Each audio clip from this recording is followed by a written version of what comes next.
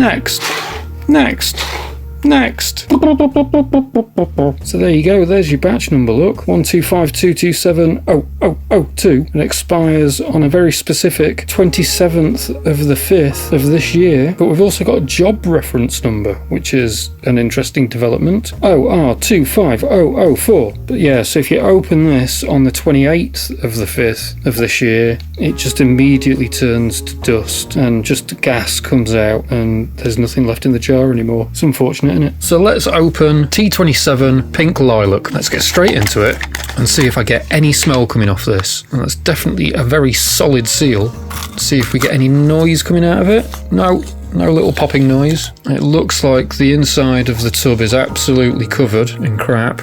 And I can smell it already, but it just smells of bog standard material. Get my nose in there. If I remember rightly what Jack Herer smells like, it's got a bit of that. It's slightly floral. In fact, it's quite floral. And the floral aspect is coming out more and more and overpowering what I remember of Jack Herer. Very floral indeed, but with a hint of pinene, I guess. So it's not overpowering. You've got to get your nose in there to smell it, but that does actually smell quite nice.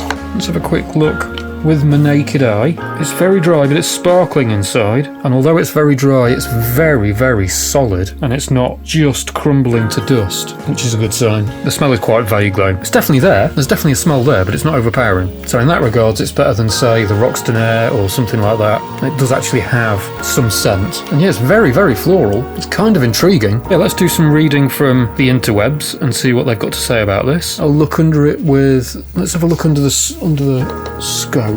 Let's just have a quick look with my eye, see what I can see. Lots of missing heads, absolutely tons of them on the outside. But I'm not seeing... It's hard to tell under here without the proper scope. I think this is going to be full of exploded stuff. There's no heads on any of that at all. I think I'm going to try a bit though, and then I'll be back to read what the internet says about this variety. So, the Grow Pink Lilac, it's a platinum range apparently. It's had a price increase on the 3rd of January from $7.50 to $8.50, but it's £8 on Gap. I wonder why the price increase. It's a strange thing to be putting the prices up. Maybe it changed from the time that Medbud got the listing to the time it actually came on the market. But this is produced and cultivated by Green Joy, packaged in Portugal. Who by? Packaged in Portugal by Blossom Genetics, who I know have some unscrupulous machines for post-harvest remediation. So who knows whether it's had it or not. Just because they use Blossom doesn't mean that it's definitely been fiddled with. But yeah, £8 on Gap. This is beta irradiated, and its parents are Jack Herer and Pink Hawaiian, which means my guess that it was, or that, to me, it tasted like a Jack Herer was spot on, it turns out. So it's half terpinolene. The terpene profile on Medbud is a comparative value terpene profile, which I'm not sure I understand what that means, to be honest. Comparative values, comparative to what? I'm not sure I understand. But it says that it's nearly half terpinolene, not over a half on that pie chart. Yet it says 55% down there. I don't understand. Ocimene 8%, caryophyllene 3%, limonene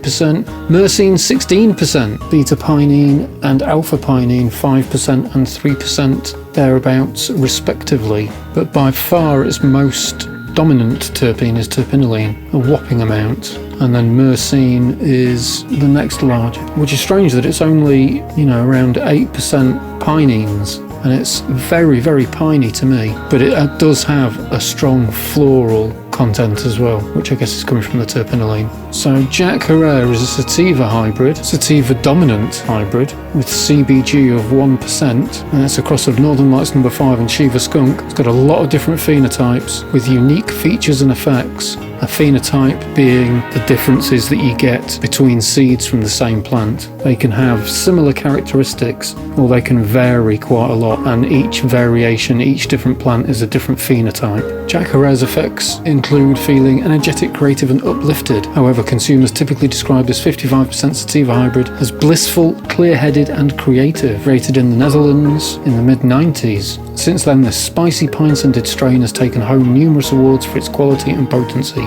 And that's what I would say with it. My experience of it was that it was very, very pine, to the point of me noticing that sickly pine thing for the first time. And Pink Hawaiian is the supposed cross of Hawaiian and called Cotton Candy Kush. It's a sweet strain that infuses the consumer with an invigorating euphoria, perfect for outdoor activities and social gatherings. The terpene profile is decadent and kind to new consumers, making it a surefire crowd pleaser. Not really telling us much about what flavour and stuff to expect from a pink Hawaiian. Doesn't really mention dominant terpenes. But it's sweet tasting, so it's supposed to add a sweetness, I guess, to the Jack Herer. Okay, and dispensing patient pharmacies, it appears to be available absolutely everywhere. So where does that leave us? That leaves us at the end of part 1. All the good stuff is going to be in part 2. We get to look at the buds, we get the scope footage, we get a taste test, we get to see how much crap is in the bottom of the tub, we get to check out how dry the flower is, and